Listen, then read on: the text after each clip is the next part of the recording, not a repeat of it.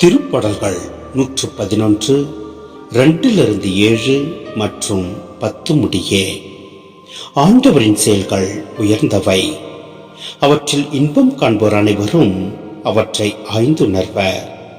அவரது செயல் மேன்மையும் மாண்பும் மிக்கது, அவரது நீதி என்றென்றும் நிலைத்துள்ளது.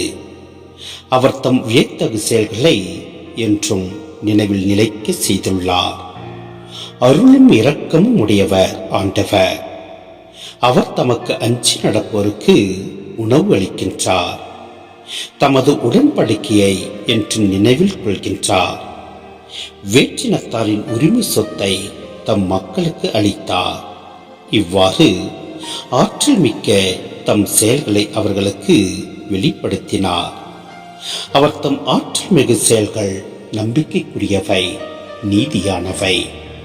அவர் தம் கட்டளைகள் அனைத்தும் நிலையானவை. ஆண்டவர் பற்றிய அச்சமே ஞானத்தின் தொடக்கம். அவர் தம் கட்டளைகளை கடைபிடிப்போர் நல்லறிவு உடையோர். அவரது புகழ் என்றென்றும் நிலைத்துள்ளது.